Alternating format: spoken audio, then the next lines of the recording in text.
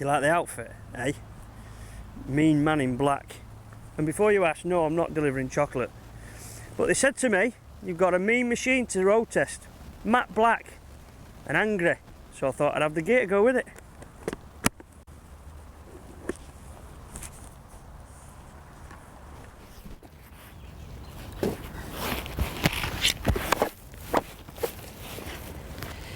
I don't believe it. He's done it to me again, hasn't he, that Paul Johnston?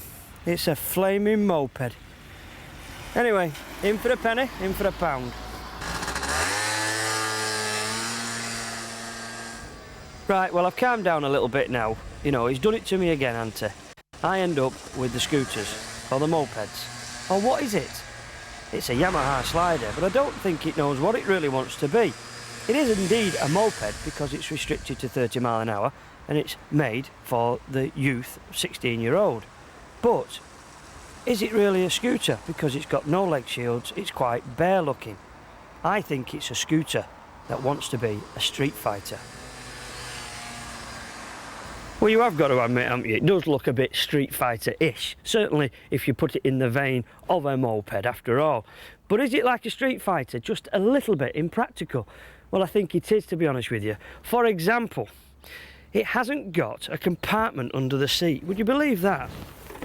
It's got nothing. It's got the fuel tank. Now, normally, every flaming moped I've ever been on, or scooter for that matter, has always had a big compartment under the seat where you can put your goodies. What about down here? Nowhere to put a key to open a glove box even. Can't believe it. No leg shields, for example, which is what you normally see on a scoot to keep your toes nice and dry and warm in the winter. So is it practical? Well, it's got everything that most modern scooters have anyway, with the big fat tyres, so that's a good idea. Good brakes on the front with the old disc brake and super caliper. So it's got things like that for safety, but it's a little bit impractical. Although they have had a good idea, and that's perhaps where they called it the SlideR. If you're young and your insurance premiums are very, very high, then you would probably insure it third party, or third party fire and theft. If you have an accident on it, you're down to paying for it. So you haven't got all the big plastics like you have on most mopeds and scooters that you have to repair and repaint, which cost a flaming fortune. What they've done here is have two little pads on the side here, which are removable and replaceable dead easy with a couple of screws. And then all you might have to go to is the expense of maybe a lever or a handlebar grip or possibly a mirror. So it's cheap if you like throwing it around or even fall off it on occasions. So there are some practical sides to it, and you have got to admit it does look mean, just like a real Street Fighter. Like it or not, it does look a bit different, but it actually does not perform any differently. It is, after all, a moped. A regular moped, a rev and go, as they say. It's got the usual CVT transmission, which means it simply chooses the right gear for you, and it performs reasonably well.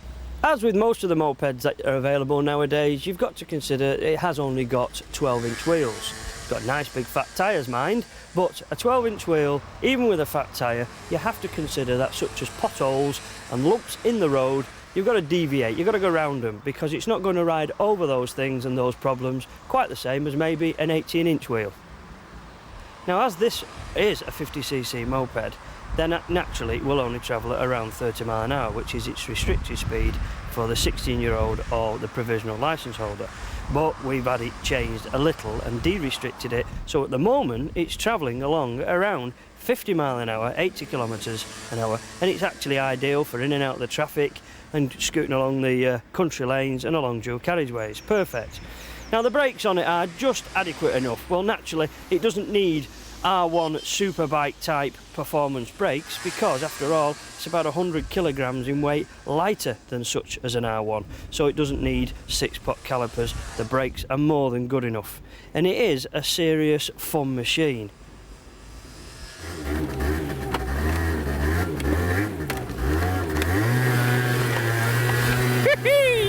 Yahoo! Well, it is after all called a Yamaha SlideR. Do you know, I love messing around in the mud, especially my dirty weekends away. On bikes, of course. But I like the mud, but I know a guy who actually likes the tarmac. Now, this fella is probably the best man in his field. It's a guy called Dave Coates. He's a fantastic stunt rider. In fact, he's Yamaha SlideR demonstrator. Check this guy out.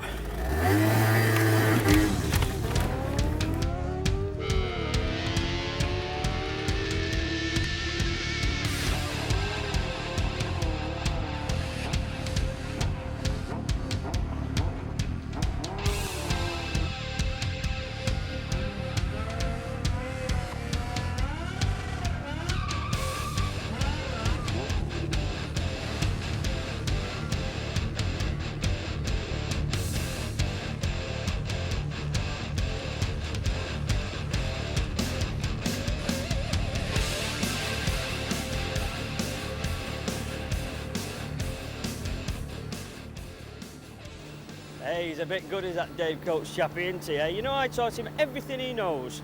Not. But if you fancy buying a Yamaha SlideR to do either stunts on or even just use on the road, it'll cost you around £1,600. For that, you buy the bike. A little extra, you get a special insurance deal, and they even throw in free of charge RAC recovery for 1 year. So it's a nice little package at the moment. But I've had enough of that. I feel the need to get something just a bit bigger. And this will do nicely, a nice Honda CBR 600F. This will do, no keys in it though. What do you mean no? What are you trying to say? Oh no, what now? Oh, not another flaming scoot.